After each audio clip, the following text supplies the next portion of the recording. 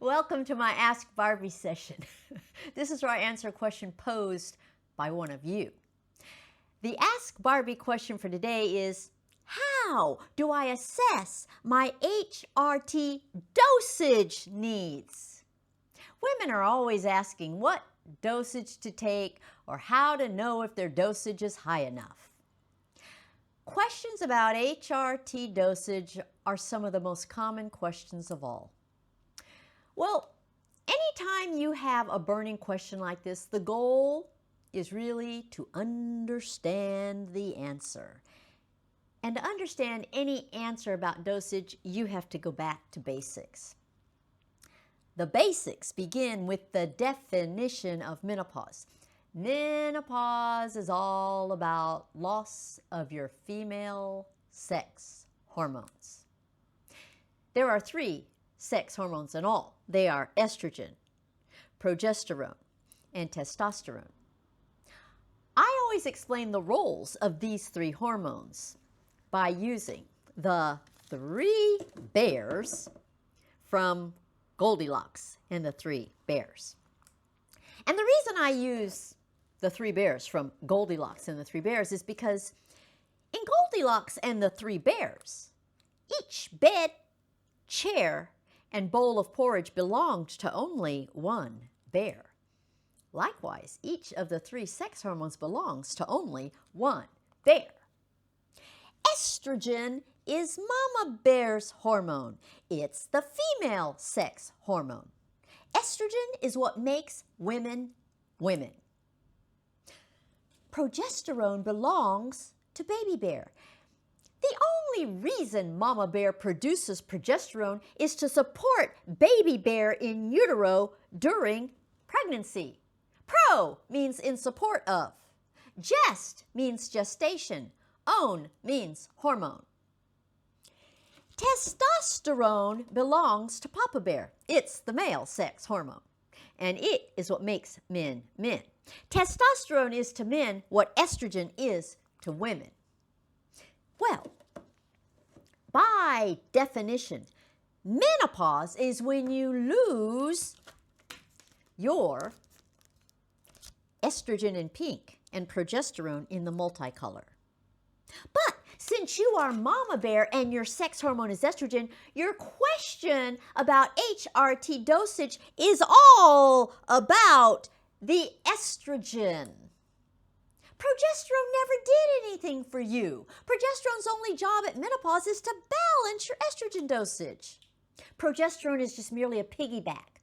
You make all your decisions around getting enough estrogen, and the progesterone just has to accommodate the estrogen. Your estrogen functioned as your fountain of youth. It kept you young on the inside and on the outside. Loss of estrogen at the time of menopause causes you to age rapidly on both the inside and the outside. The outside aging consists of all the symptoms you can see or feel. Hot flashes, night sweats, anxiety, palpitations, insomnia, fatigue, forgetfulness, mood swings, irritability, depression, joint pain, joint stiffness, dry skin, hair loss, vaginal dryness, urinary tract infections, urinary incontinence, weight gain, headaches. The inside aging consists of the 3 diseases of estrogen deficiency: heart attack, osteoporosis, and Alzheimer's disease. Simply put, when you lose your fountain of youth, you start aging rapidly on the inside as well as on the outside. The 3 organs that age rapidly in the absence of estrogen are your heart, your bones, and your brain. And the result is the 3 fatal diseases that are due entirely to estrogen deficiency: heart attack, osteoporosis, and Alzheimer's disease.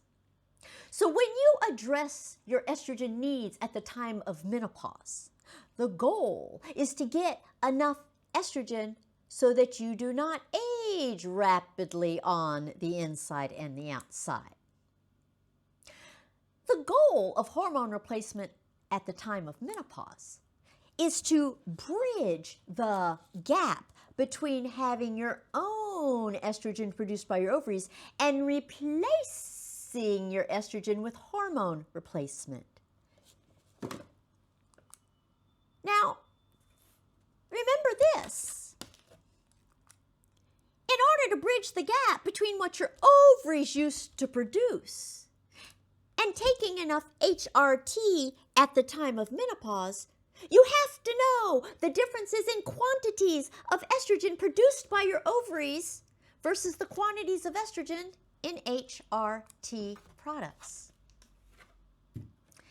During your reproductive years, your body produced a bucket of estrogen. Your perimenopause began when that bucket had dwindled down to a big water bottle of estrogen. Birth control that contains both estrogen and progesterone gives your body a glass full of estrogen. HRT for menopause gives your body just drops of estrogen. Birth control containing both estrogen and progesterone and HRT for menopause are exactly the same thing. So this and this are exactly the same thing. They're all the same ingredients, just at different dosages. The problem is that most doctors don't know this. Well, if your goal is to bridge the gap between what your body used to produce, which is the bucket, and replacement with a high enough dosage of estrogen in the form of HRT, which is the dropper, it's going to be very difficult to get enough estrogen. You didn't go through your reproductive life checking your estrogen levels, so you don't know what your body is used to. This means that doing a lab test for your estrogen levels is completely worthless. No blood, urine, or saliva test can tell you anything meaningful about your estrogen levels. So don't waste your time, blood, or money on any of that. But the great thing is that your own body talks to you, and it does not lie. Your body will tell you if you have a high enough dosage of estrogen. If your body has a high enough dosage of estrogen, all of the following will be true. Number one, you will have 0 symptoms of estrogen deficiency. Number two, your cholesterol labs will be stable year after year after year. And number three, you will not lose any bone. This makes perfect sense because estrogen deficiency manifests as the symptoms of estrogen deficiency, worsening lipid levels that go from clear arteries to clogged arteries, and loss of bone that goes from dense to absent. So, if you have any symptoms of estrogen deficiency or any worsening of your cholesterol labs or any bone loss, you are not taking an adequate dosage of estrogen. We don't have a test for assessing your brain, so you have to use your indicators of cognitive function as your guide. Even your vagina talks to you. Here's how. If you have enough vaginal estrogen, you will not even know you have a vagina.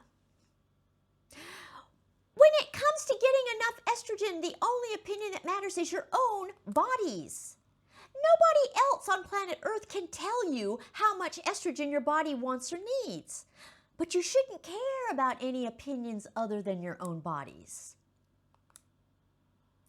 Now, because you're trying to bridge the gap between the estrogen your body used to produce during your reproductive years and estrogen from HRT in your menopausal years. You need to know the driver of your estrogen needs. And it is this: the younger you are, the higher the dosage your body will need. This is simply because your body remembers what it used to have. If your body is used to a bucket of estrogen, your body will not be satisfied with drops of estrogen. And that's where birth control containing both estrogen and progesterone comes in. Birth control containing both estrogen and progesterone gives your body higher dosages of estrogen than you can get with HRT for menopause. So here's a scale depicting the dosage ranges of estrogen in your body compared to the dosages of estrogen in birth control and HRT products.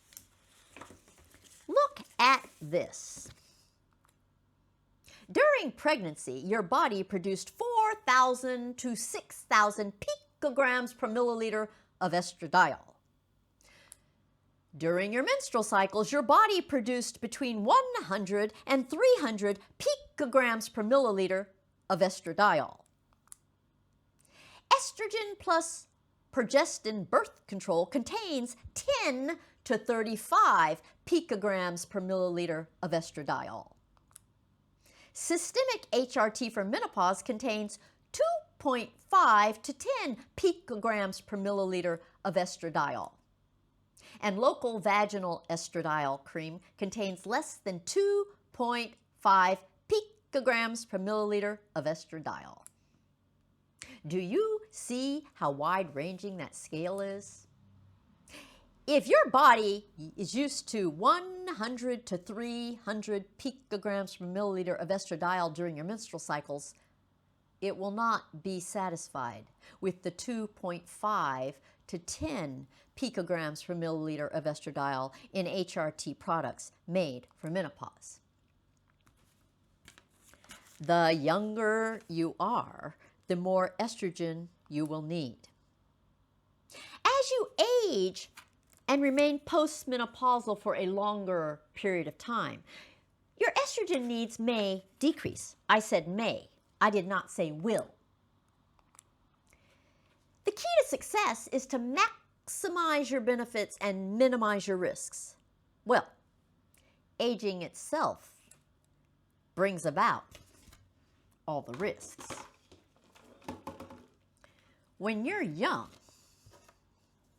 and in the very early phases of menopause, high estrogen dosages give your body greater benefits and lower risks. But with age, high estrogen dosage will give you lower benefits and higher risks. And this is due to aging itself. You have to listen to your own body at all times. It tells you what it needs.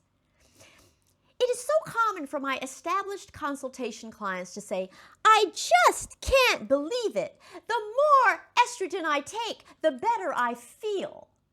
They are shocked by their own body's opinion. But there's nothing better than the confidence you get from listening to your own body. When it comes to choosing a dosage for your HRT, you can accomplish your goals any way you wish. I always say that you can creep or you can leap. Leaping involves taking a very high dosage of estrogen to begin with and just lowering it as you age. That way you bridge the gap early and easily, avoiding all the symptoms and diseases of estrogen deficiency. Creeping involves taking just enough estrogen to get by and basically outgrowing that dosage as your estrogen levels get lower and lower and lower. Obviously, leaping is the more logical of the two. Ah, but despite this logical approach, there is a big looming problem all set up to sabotage you. What you have to realize is that your doctor has guidelines on menopause that literally say to give you the lowest dosage for the shortest time. Now that makes no sense whatsoever. There is no other hormone replacement for which you take the lowest dosage for the shortest time. And there is no other hormone replacement for which you ever stop taking the hormone replacement. But menopause is the only entity for which hormone replacement is shrouded in fear.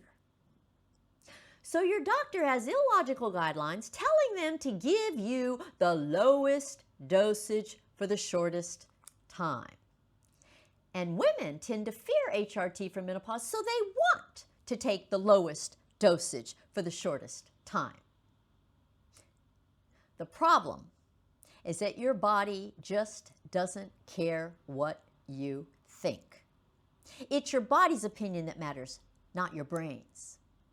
Humans are the only animals who try to get their bodies to do what their brains prefer, but Mother Nature designed it the other way around. Your body is boss. The key to success is to decide on your goals first, and then decide on your dosage after you know your goals. It takes a lot more estrogen to prevent the diseases of estrogen deficiency than it does to alleviate the symptoms of estrogen deficiency. So, very, very low dosages of estrogen may be adequate to alleviate your symptoms of estrogen deficiency, but they will not prevent heart attack, osteoporosis, and Alzheimer's. Well, with the idiotic mantra of lowest dosage, shortest time, you are all set up to take the minimal, lowest necessary dosage of estrogen to prevent your symptoms of estrogen deficiency, only to discover years later that you have all the diseases of estrogen deficiency. This idiotic mantra is an effort to have things both ways. It indicates acknowledgement that hormone replacement is beneficial, but it also tries to make it sound risky. And the truth is that HRT does have both benefits and risks, as with everything else in life. But the risks are due to aging, not to hormone replacement. The goal is to maximize your benefits and minimize your risks at every step of the way and at every age. If you don't take enough estrogen early in your menopause, you will be on the road to the 3 diseases of estrogen deficiency early in your menopause. That's all there is to it. So if you don't want to be on the road to the diseases of estrogen deficiency early in your menopause, begin with the end in mind. The first thing you do is decide on your goals. If your goal is merely to alleviate symptoms of estrogen deficiency, a low dosage of estrogen will probably suffice.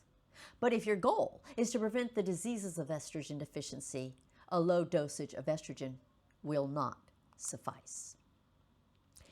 Many women choose to start with birth control containing both estrogen and progesterone when they're young. The guideline cutoff age for birth control is 55. Now that's stupid too. Why? Because we don't all age similarly.